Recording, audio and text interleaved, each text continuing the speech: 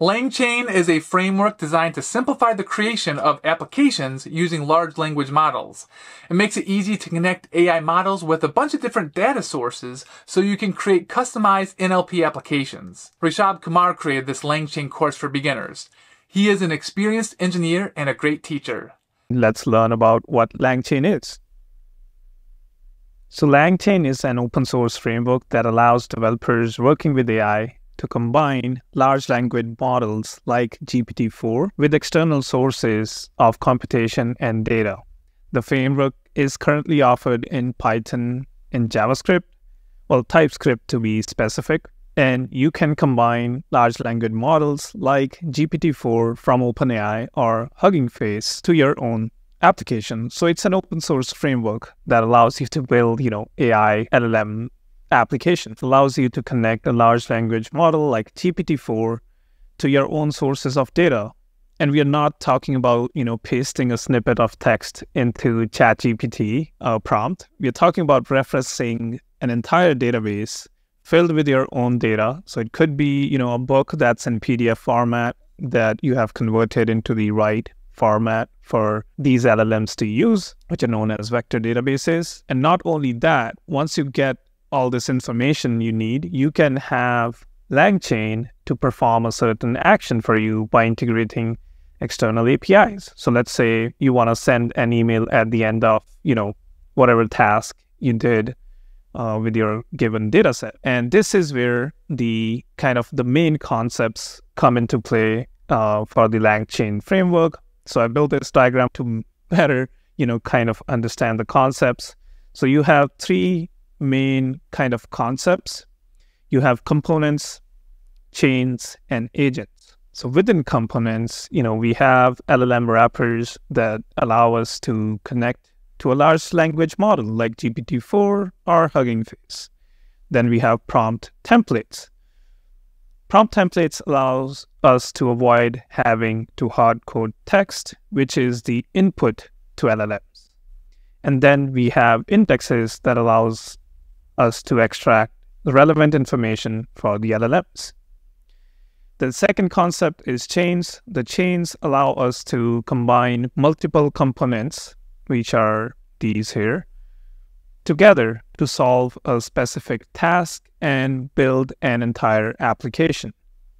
And finally, we have the agents that allows LLM to interact with its environment and any of the external APIs. Remember how I talked about the task you want to perform after you have retrieved the information. There is a lot to unpack in LangChain, and new stuff is being added every day. But on a high level, this is what the framework looks like. But I have built, kind of a demo app, as, projects are the way that all of this information basically sticks. Talking about requirements for this course, so you will need Python installed, and specifically version 3.8 or higher, and pip, which is Python package manager. A code editor, so I'll be using Visual Studio Code, but you can choose whatever code editor of your choice is.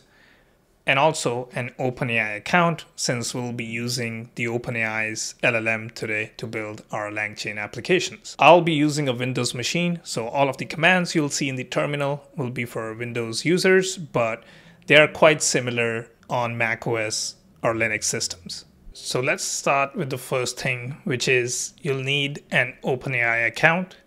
And in order to sign up for an OpenAI account, you can go to openai.com and click on login. This will take you to the login screen. I already have an account signed up with my Google account, so I'll go ahead and log in.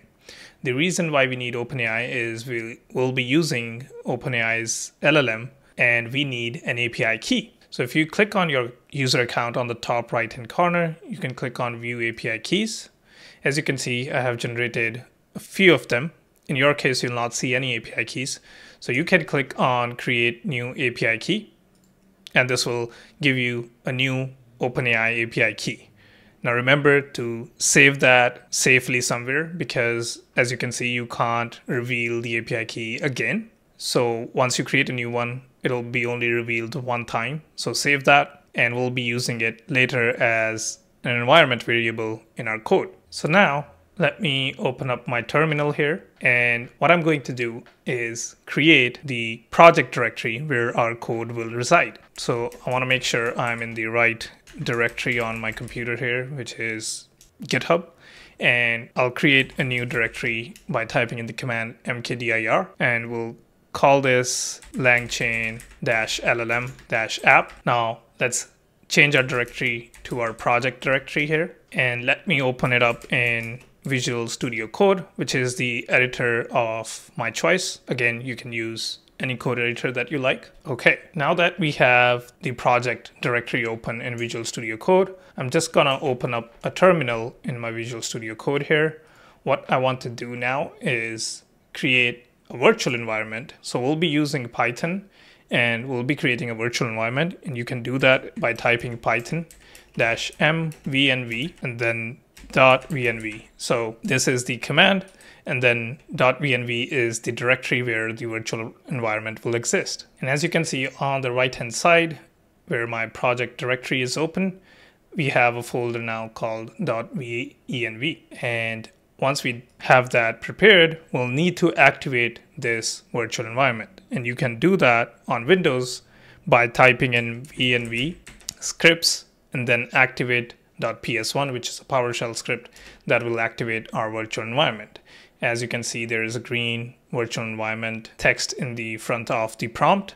So this means my virtual environment has been active. And now we'll use pip, which is a Python package manager, to install the required packages that we'll be using today. So I'm gonna do pip install and then LangChain, OpenAI, Streamlit, and also python.env. So LangChain allows us to, work with LangChain using Python.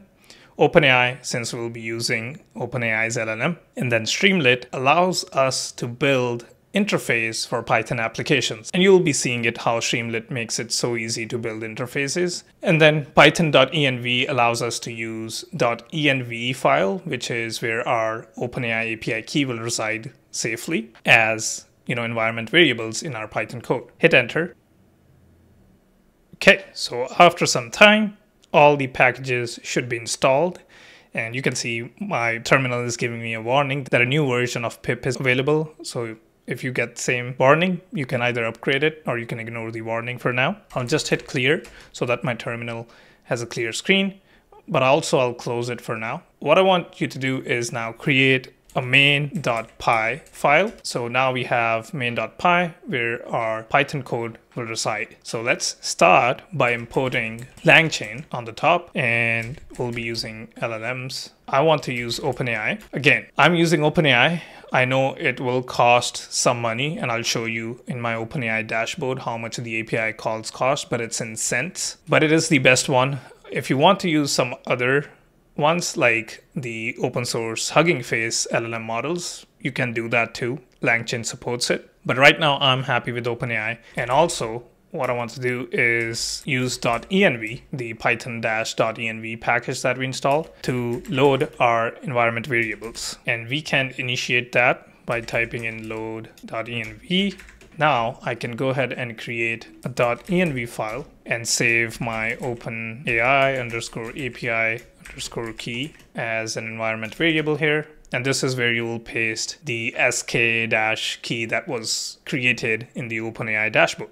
So let me do that, and I don't want to reveal my OpenAI API key. Okay, so I copied my API key from my OpenAI account and pasted it in .env file here. So I'll close that. Now, what I want to do with the first sample application here is generate pet names. So let's say I have a pet dog and I want to generate some cool names for it. And maybe we'll add few parameters where people can select what kind of pet it is and maybe color. So let's just start with that function. So you can define a function in Python by typing in def, and then we'll call this generate_pet_name.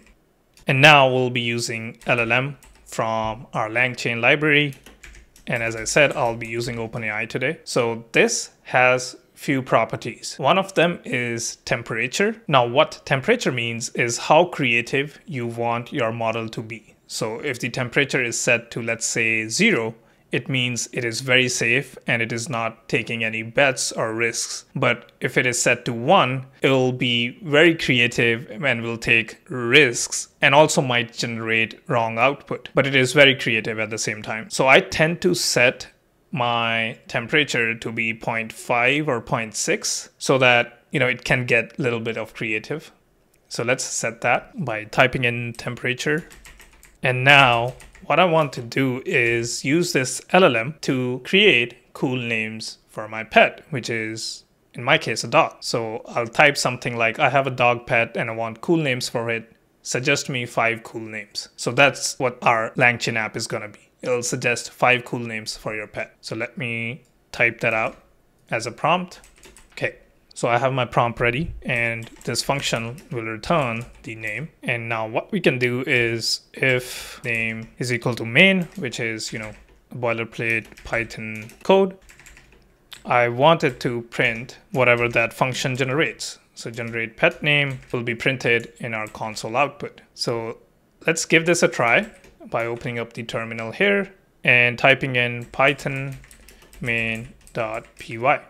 So as you can see, it gave me 5 names for my pet dog: Apollo, Blaze, Hershey, Kona, and Maverick, which are pretty good names. And as you can see, I ended up setting the temperature to 0.7. So it's getting a little bit of creative. Again, you can, test this out by toggling this between 0 to 1 and see what temperature suits your needs. But for me, 0.5 to 0.7, anything between that is good since I need my LLM to be a bit creative. So we just introduced one component of LangChain, which is LLM. The next thing that I want to introduce you to is prompt templates. So prompt templates make it easy to generate these prompts. So you don't have to keep asking OpenAI a different prompt every time, right? So we want to repurpose this so that people on the internet might be able to generate pet names. So maybe we'll create, imagine that you want to create a web app where people can come and generate pet names. We want to repurpose this prompt. And also we don't want to hard code dog. And if you want to have pet color as an option, we don't want to hard code that. So we want the ability to repurpose our LLM prompt for different kind of animals and different kind of colors. And the way we can do that is by using prompt templates. So prompt template name, let's just call it that. And in LangChain, it's called prompt template. And we will also have to import it from LangChain. So going to the top, let's import prompt templates. Okay, so you're using LangChain prompts and importing prompt template. And now you can see the squiggly line underneath it has gone. So let's give it an input variables. So input variables are the parameters that can be dynamic. So in our case, it will be animal type, right? So animal underscore type. And now we'll also have to add that as a parameter to our Python function. There we go. So animal type is the input variable, and the template that our prompt has is same as this. So I'll copy this, and instead of a dog pet, I will use the input variable here, which is animal underscore type. So now you can imagine, you can say, hey, I have a cat. And some other person comes and says, hey, I have a cow pet and I want a cool name for it. Suggest me 5 cool names. So that is what prompt templates allows you to do. And now we'll have to also get rid of this and use chains as a concept. So let's import chain from LangChain. From LangChain.chains import LLM chain. What LLM chain allows us to do is put these individual components of LangChain together. So LLM and prompt template in our case. So LLM chain, LLM is equal to LLM in our case because we named it, and prompt is equal to prompt template. So I'll just copy this. So prompt template name. And instead of name, let's call this name chain, right? Since this is an LLM chain. And instead of returning name, let's create a response here. And that response basically will be name underscore chain. And we'll be using the animal type parameter here, right? Which is basically whatever the animal type the person specifies, and we'll be returning the response here. So response will be whatever this chain gives us the output as, right? Now let's try, instead of dog, let's try cat, right? So we are using parameters to print 5 cool pet names using our name_chain, which is the LLM chain using OpenAI, and using this prompt template. Hit Control S, and going back to my terminal here, let's run python main.py. So now you can see we are getting a JSON response with animal type, which is cat, and the text that we got is, so these are the names that we got. One is Mochi or Moki, Nacho, Pebbles, Tiger, and Whiskers. So we got 5 names for our animal type cat. Similarly, you can try cow here, hit Control S, and run the Python file again. Now it says animal type was cow, and the text response is where our cow pet names are. So one is Hambone, Daisy Moo, Moody, Milky Way, and Kiefer Hugs. Awesome. So the other parameter that I want to add to our pet's name generator is the pet color, because I think that is an important aspect when you name your pet, right? So pet color, and so we'll add pet color as a parameter to our generate pet names function, but also we'll have to add it as an input variable in our prompt template. So let's add pet color over here. There we go. And now we will also have to change the template itself. So I have an animal type pet, and I want a cool name for it. And let's add it is whatever the color is. So pet color, so maybe it's black in color. Suggest me 5 cool names for my pet. There we go. So that is our new prompt. Hit Control S. And in the name chain, we'll also have to add the pet color here. So pet_color, and that will be equal to whatever the pet color the person picks or says. So now we can run this by saying cow, and our cow color is black. So let's try that out. Toggle back my terminal here and type in python main.py, and you can see, so we got animal type cow, pet color is black, and we received text response with those 5 names. So one is Shadow, second is Midnight, Starlight, and we have Raven. Awesome. So our pet's name generator is working as expected. Maybe I want to publish this as web app later, right? And that's where Streamlit comes in. Streamlit will build us a web interface, and we don't have to do much. We can use our Python file here to build that beautiful interface. And then people can come in and select whatever pet kind they have and whatever pet color they have, and it would output those 5 names utilizing the LangChain app we built. So in order to do that, what I want to do is, instead of having all of this code in main.py, I want to create another file called LangChain_helper, and this is where all our LangChain code will go. So I'm gonna go into main.py, Control A to select all the code and paste it in the LangChain helper file here. And then we can clear the main.py. So our main.py is blank, and I have moved all my code to LangChain_helper.py. Hit Control S, so make sure you have saved that. And in main.py, what I want to do is import our LangChain helper library. So we can do that by doing a simple import statement on the top. So I'm importing LangChain helper as LCH, just short form, so that I'll be able to call our generate pet name function by just using LCH dot, right? Also, remember we did pip install Streamlit in the beginning, so we'll be using that here too.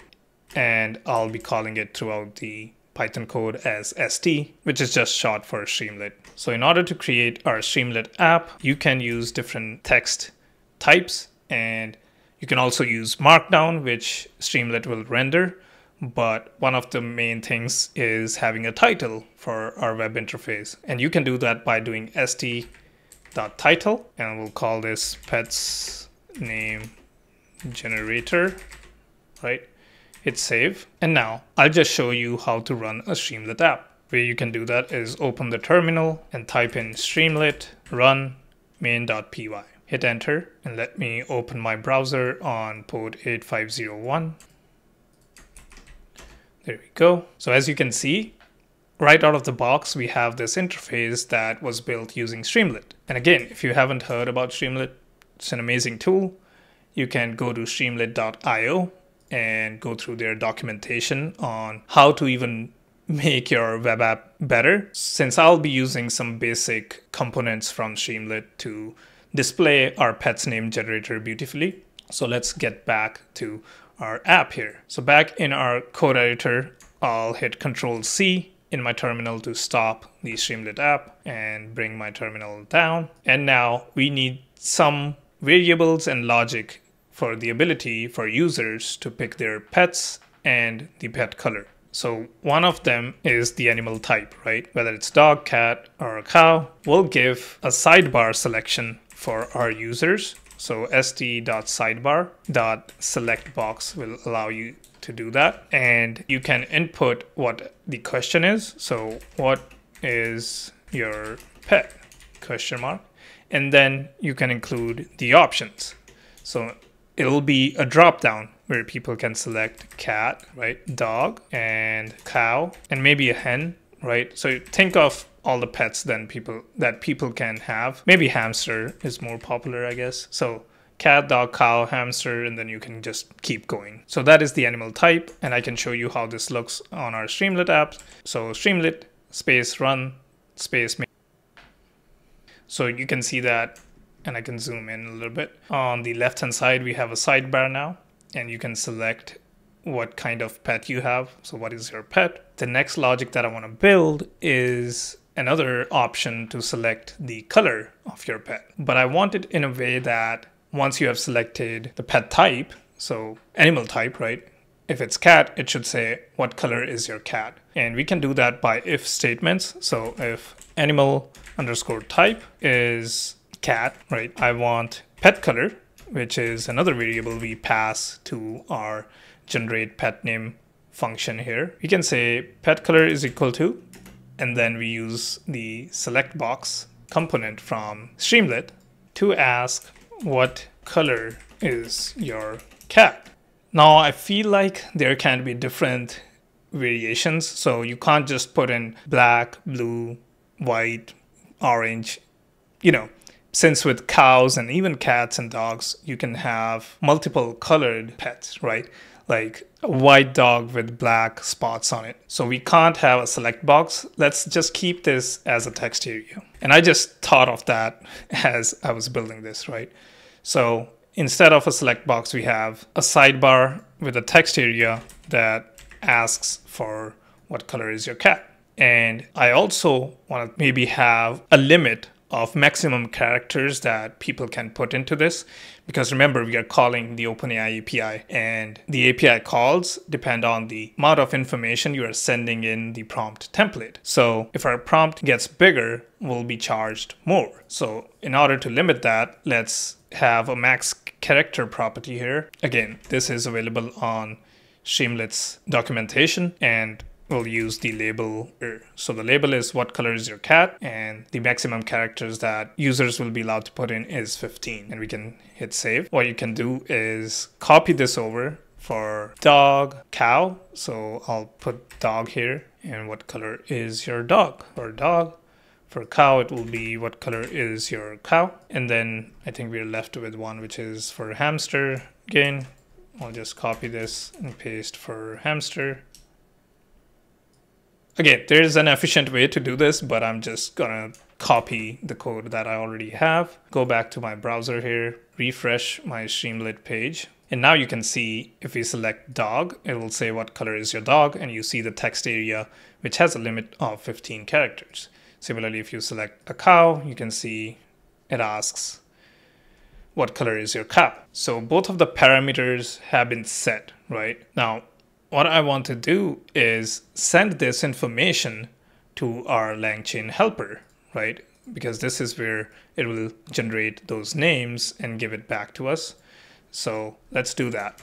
So after we have set the pet color, right? Because that's the last question we ask our users. What we want to do is have a variable here called response, and response is equal to LCH, which is just short for LangChain helper here, and the function in the LangChain helper is generate pet name. So I'll copy that over. So you do LCH dot generate pet name. So we are accessing that function. Animal type was the first parameter that we need. Again, I'm using animal type as a variable here. Maybe we can say user underscore animal type, and I'll have to change that over here, over here, over here, and over here. Again, just so that you're not confused. So 2 parameters, animal type and pet color, and then I'm using the user animal type as a variable on our main.py. So user underscore animal underscore type, and the second parameter is pet color. Again, you can do the same here. So user underscore pet underscore color, and you'll have to update all of these here just to avoid confusion. So we are passing these variables that the user set. So user will say I have a dog and its pet color is white, and we are passing those to our generate pet name function. And then we'll just write that as a text field. So our text field will just reply with response. So we'll save that. Now let's go back to our browser here, hit refresh. Now let's select dog and type in the color black. And you can hit Control plus Enter to apply. And you can see we got a response with the 5 pet names, right? And what you can do to display this beautifully is set an output key, right? So let's go back to our LangChain helper here, and in the name underscore chain, we'll add a third property called output key, right? And the output key is pet underscore name. So basically, instead of giving us a text output, it will associate those 5 names that it generated to this output key, and we can access this in our main.py. So instead of just returning the entire response, so the whole text here, see how it looks weird? We'll just access the names that it generated, and we can do that by doing response and then accessing pet underscore name, which was the key we set. So hit Control S, go back to our browser window and click refresh. This time let's go with a cat, which is white. Hit Control plus Enter to apply. And you can see it displays the text now better, right? It looks beautiful. And we have the recommendations here as snowy, marshmallow, cotton, pearl, blizzard. Let's go with a brown hamster. So hamster and brown. Cocoa, mocha, chestnut, caramel, biscuit. Love those names. So now, as you can see, we have a Streamlit app, and we are using LangChain to generate 5 cool pet names for the pets that we might have. And we saw how you can use an LLM, prompt templates, and the chain, which are 3 main components of LangChain. But now the important one that's left is agents, right?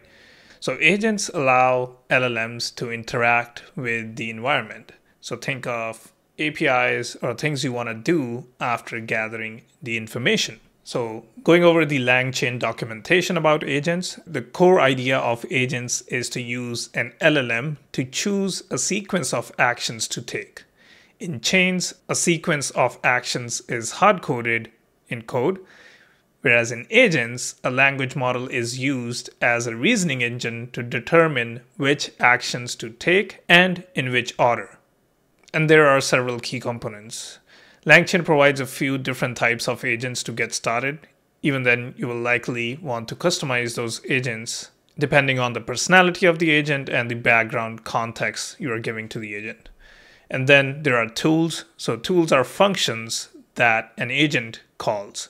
There are 2 important considerations: giving the agent access to the right tools and describing the tools in a way that is most helpful to the agent. So let's test it out. So we already have a pet's name generator thing that's working for us, right? Gives us a name for our pet.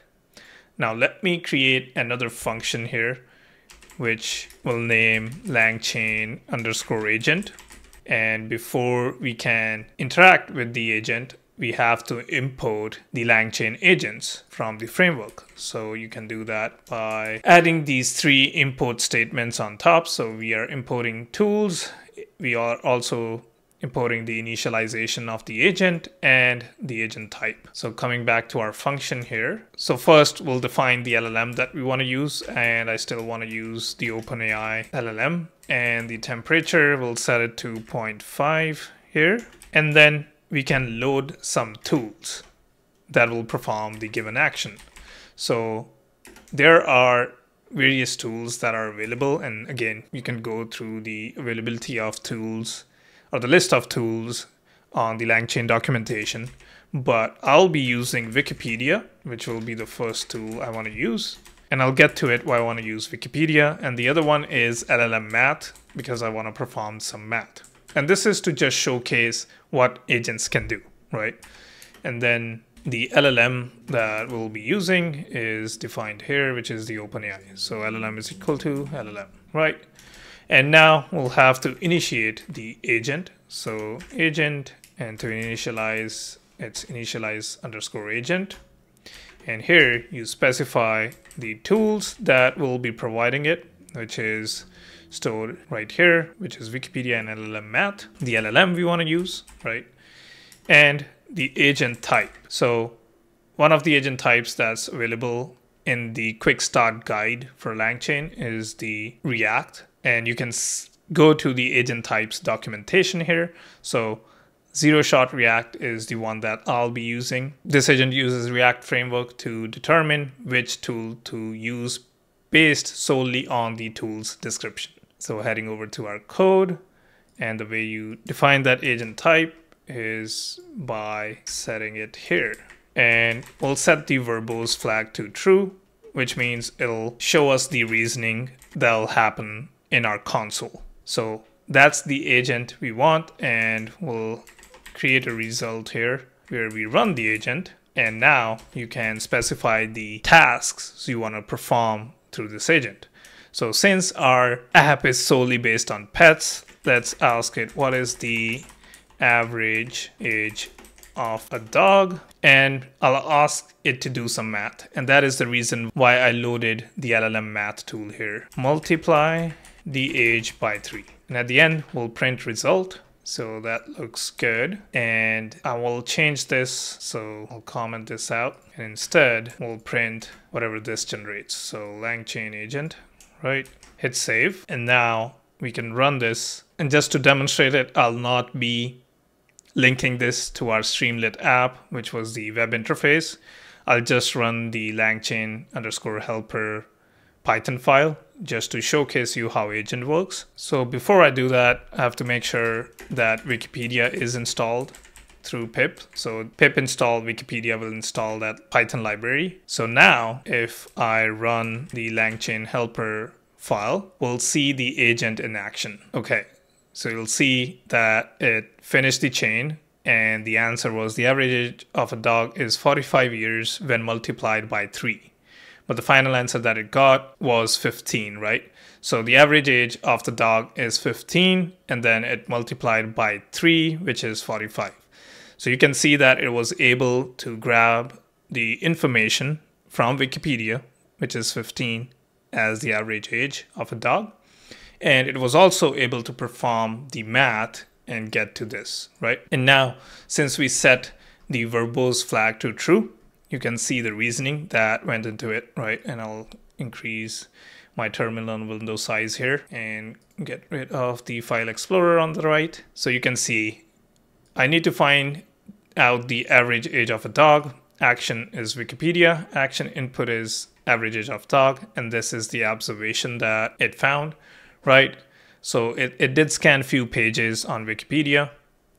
Thought, I now know the average age of a dog and the age of the oldest dog, right? And then action is calculator, where it's trying to multiply 15, which is the average age, by 3, because that's what we asked it to do. Awesome. So that's how the agents work. And I believe we have kind of covered almost all components within the LangChain framework. The only thing that's left is indexes, right?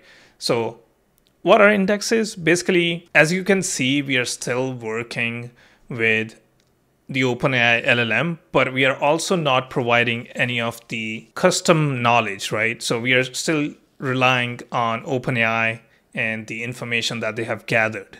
But with LangChain, you can also provide your own knowledge or a knowledge base on which you can ask LLM to do certain actions. So think of a PDF file or even URLs that you can scrape, or maybe you have a large PDF file with a lot of text and maybe you want to run an LLM AI chatbot for your own document. So you can do that with the help of LangChain. And the next project that I want to showcase you will exactly do that. We'll take a long YouTube video. So think of a podcast which is hours long or a long YouTube video, right? So what I have here is the Microsoft CEO Satya Nadella full interview on Recode, but it's 51 minutes long. And what I want to do with LangChain is the ability to ask questions to this video. So the context that the LLM would have is strictly of that video.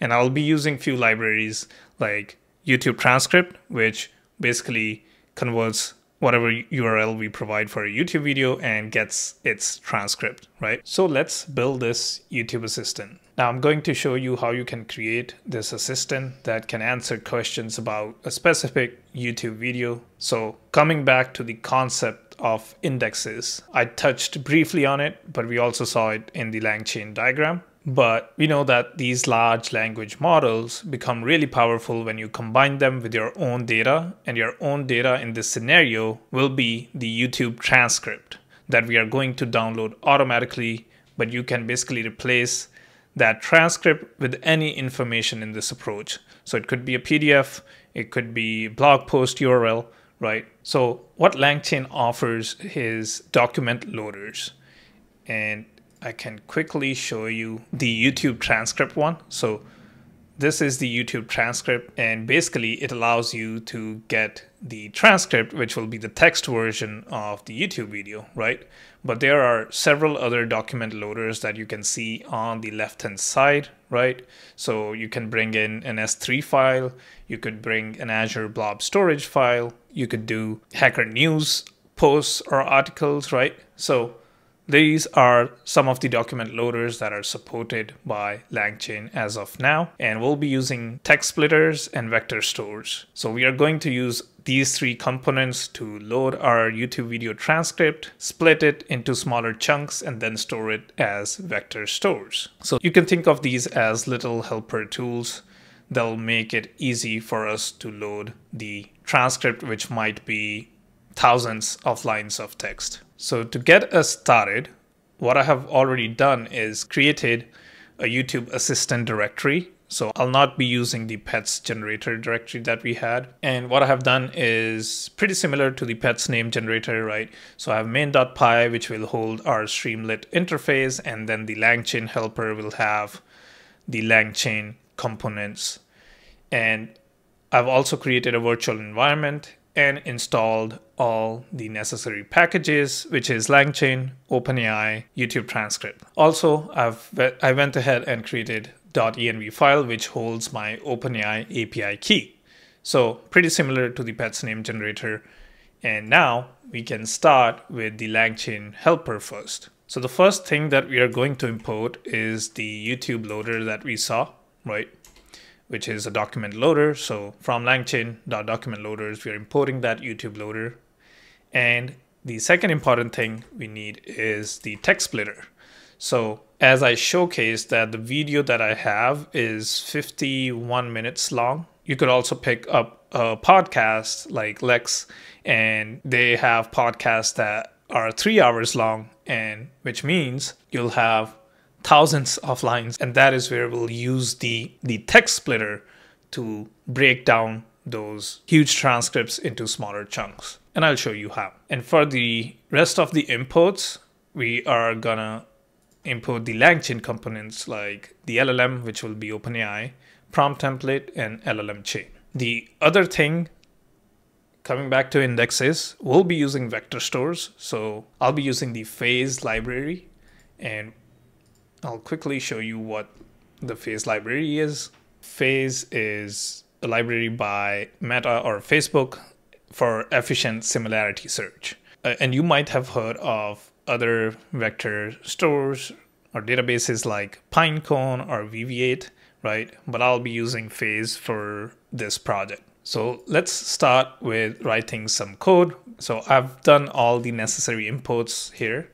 The only import that's left is the .env, which will load our environment variables, and I'll initiate .env here. Also, since I'll be using OpenAI embeddings, so we'll initiate that too here. And I forgot to import those, so I'll import the OpenAI embeddings, and now we can create our first function. To create a function, we know that in Python it's def, and let's name this function that we will be creating a vector db, create vector db from YouTube. So that's a pretty big function name, right? But I want to specify what we are doing, and we'll be using phase here. Also, for the parameter, let's give this a required parameter, which is the video URL.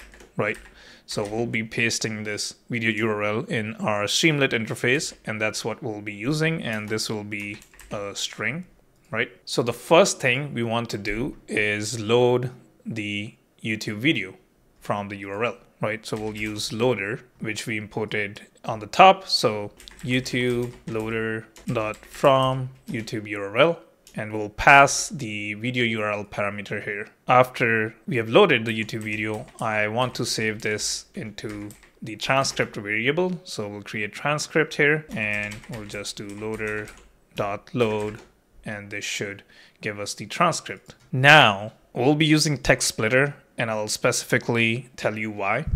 So text splitter, and we imported it here as recursive character text splitter. You can specify a few parameters when using this. So the first one is chunk size, which will set to 1000, and chunk overlap. So chunk size is how much each chunk will contain. So for me, it will be 1000, right? And then overlap is once it has created those individual docs from the long transcript, it'll have an overlap in every document. So document 1, the last 100 words would also be included in the document 2's first 100 words, right?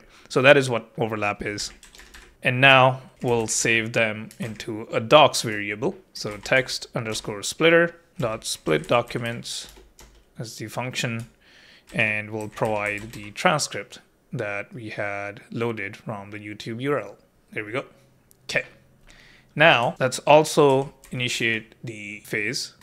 So phase dot from documents, and we'll be using docs, which we stored here, right? Docs, and we'll be using the OpenAI embeddings, and we'll return this DB. Okay. So now on to the explanation why we have to split the text. So basically what we are doing at the text splitter is we have taken over thousands of lines and split up the documents. So it has taken a very large transcript over and split it up into chunks of 1000. So that is the first step. Now you might wonder, right? So we can't just provide 1000 lines to the OpenAI API. Remember, there is a token size or a limit on how much information you can send to OpenAI's API. And that is why we have split the amount of context we'll be sending for a YouTube transcript, right? Because the model that I'll be using is the text DaVinci 003. And as you can see, it can only take 4097 tokens. So I cannot send the entire transcript to OpenAI's API. And that is why we'll be splitting it and storing it into vector stores. Again, this is quite technical. I'll not go into much detail, but vectors basically are a numerical representation of the text we just created here, right? So the core responsibility of this function is to load the transcript, right? Take all the text that's in the transcript, split it into smaller chunks, and then save those chunks as vector stores. Again, we can't just provide all of these vector stores to the OpenAI, right? We can't just send over the 10,000 or maybe even 50 chunks that we have created of smaller text. That's where we'll use Phase to do a similarity search, right? And that's what the next function will be. And before I write that next function, we'll see if this works. So video underscore URL. So I'm gonna hard code the video URL that we have for the podcast and see if we get the smaller chunk documents, right? So let's print this function at the end. Hit save and we'll open the terminal, make sure your virtual environment is activated and you have installed the required packages. Again, all of this will be available on GitHub for reference later. But let's run the LangChain helper Python file. Again, it'll take some time to do the computation. I missed to write print, so we'll have to print this, whatever this function returns, which should be the database that we created, right? So let's run it again. And this time we should get the vector stores that were created. And so instead of DB, if I return docs, you'll see those chunks.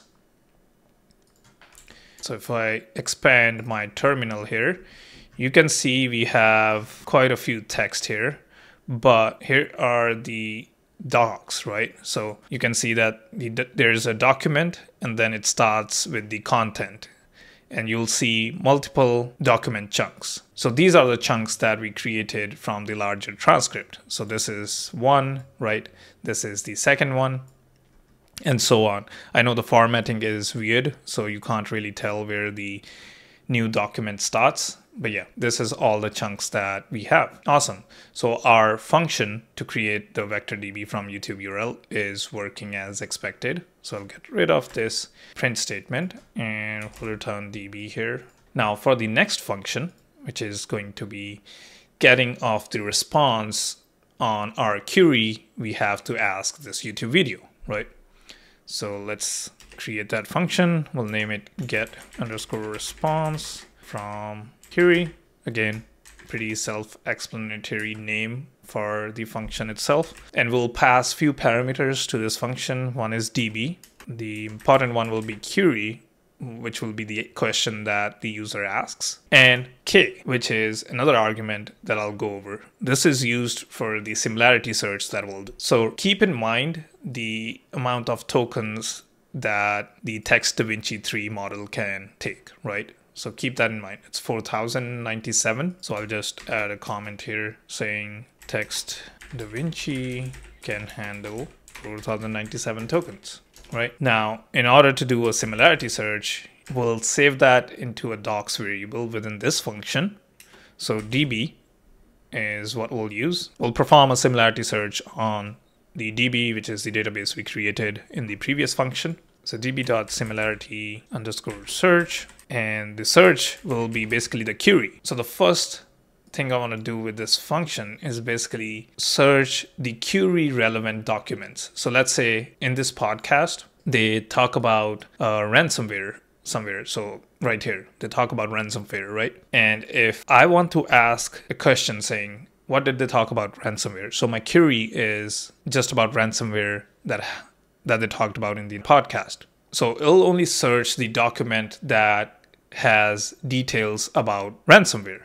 So we'll not send the entire documents that were created, but just the one that is relevant to the query that the user made. I hope that makes sense. And this is also where we'll pass the K as argument, and I'll tell you what K is. So remember that we can have 4097 tokens, but our chunk size is 1000.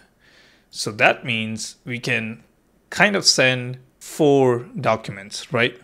Because each document is a size of 1000. So let's set that value to 4. Okay, so we'll be sending 4 relevant docs based on the query that the user made. Now I'll create another variable called docs page content. And what we'll basically do is join those 4 docs that we'll be sending.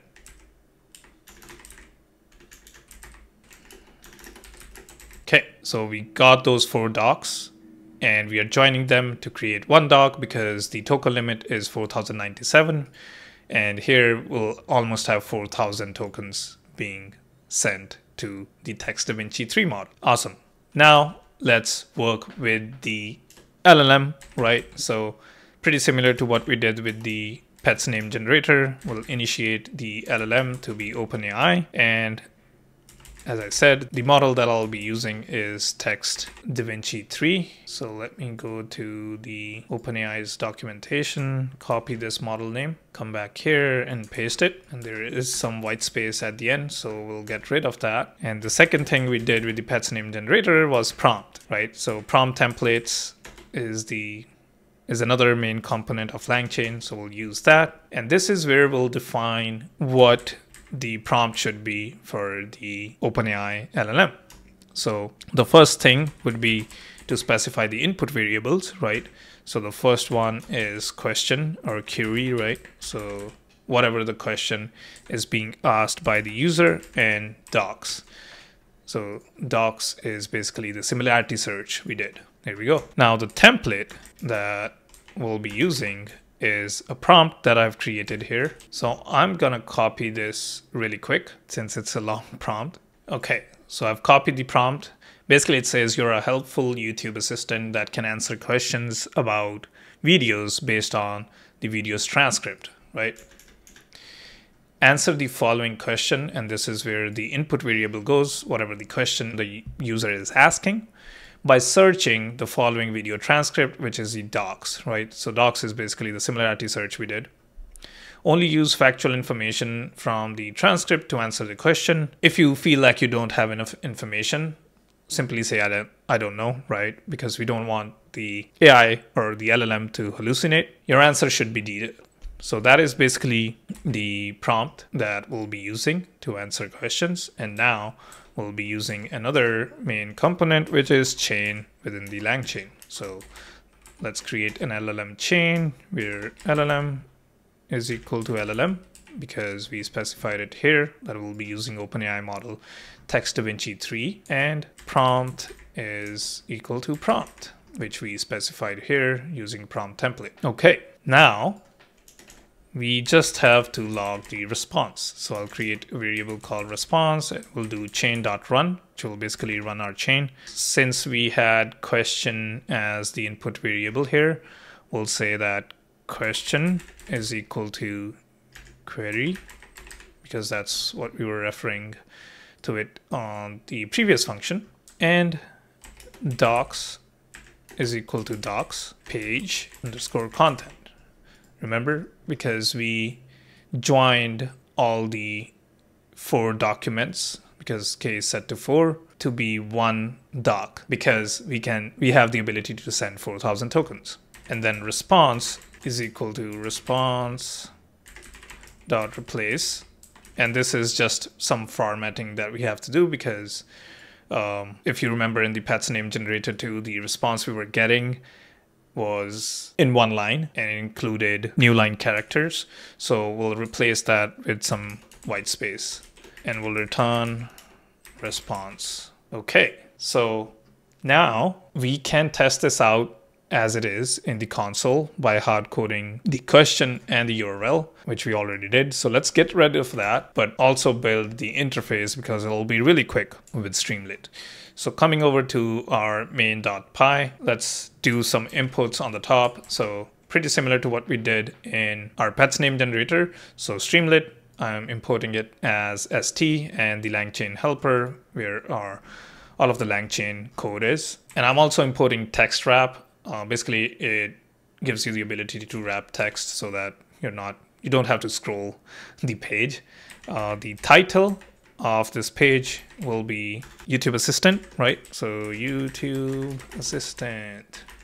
And now on the sidebar, we can have those parameters that we need from the user. With sidebar, I want to create a form. So we have a submit button at the end. So st.form is how you do that. And you also have to specify a key. So key is my form. Again, this is all Streamlit stuff. And let me know in the comments if I should create a course on Streamlit on how to build cool Python interfaces. I love this tool because I don't have to care about building a front end. And the first parameter we had in our LangChain helper was the YouTube URL, right? So we'll save that as video URL. So YouTube URL is equal to st.sidebar text as we used in the pet's name. And we'll just say that the label is what is the YouTube video URL, and we'll give a maximum character limit of 50 because I don't think a video URL can exceed 50 characters. The other parameter we had was the question that the user can ask, and we'll save it as query here. So st.sidebar.text underscore area, right? And then the label will be ask me about the video. So again, you can have a limit here, right? So maybe you can only ask questions that are not long enough. So we'll set max characters 50 here too, and also set the key to query here. Okay, and at the last, since I created this as a form, we'll give it a submit button, and the label here will be submit. Now, so if query, which is the question the user can ask, and YouTube URL exist, right? What I want to do is basically run this function to give us the answer, right? So we'll be, as we are already importing the LangChain helper on the top as LCH. So that's what we'll be using here. So DB, which is the database, will be equal to, so remember we have to pass the video URL to the create vector DB function to create a new vector database based on the transcript that we got. So DB is equal to LCH, which is basically that we are accessing this Python file, and then the create vector DB from YouTube URL function, and we'll pass the YouTube URL as the parameter. Because remember, we just need the video URL here. Response, comma docs is equal to, and now we'll get a response, which we can do by running this function, which is get response from query. And remember the parameters that we'll be passing. So LCH dot get response from query. The first one is DB, which we just created, right? And query is the question that we'll be asking. So right here, whatever the user asks will be the query. So I am missing a comma here as I'm going through my code, so I'll add that. And now we'll save that response in our interface with Streamlit. So let me create a subheader here, which will say answer, right? And below that, we'll have st.text, and we'll wrap that text.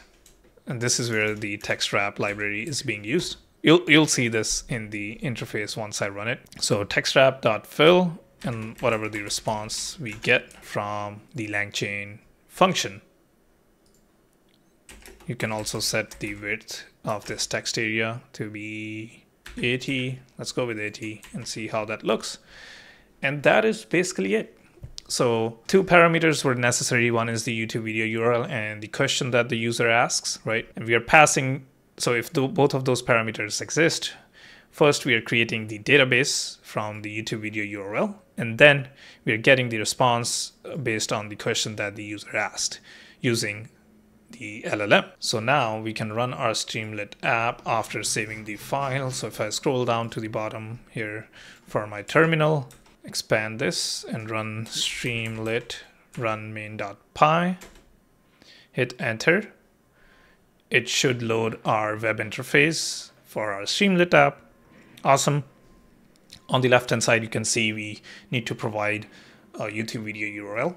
So I'll just go ahead, copy this interview video URL, paste it here, ask me about the video. So let's say what did they talk about ransomware is what I want to know, and hit submit. Okay, so we have got some errors saying input variables. Let's go to our terminal and see if we have any logging.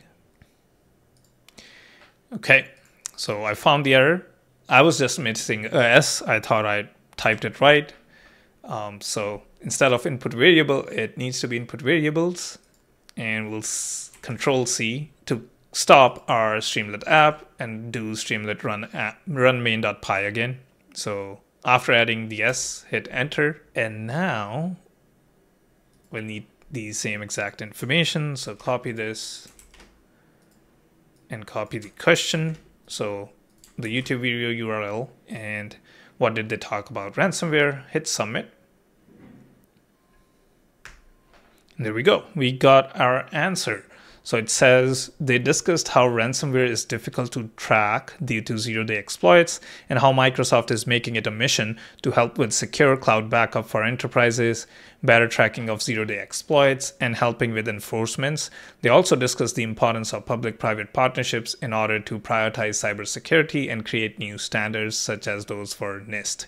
So remember our prompt, I asked it to be as detailed as possible. Also say I don't know if it doesn't know what the answer is based on the transcript we provided and not to hallucinate. So I think this is a pretty good answer that we got out of this 52-minute video.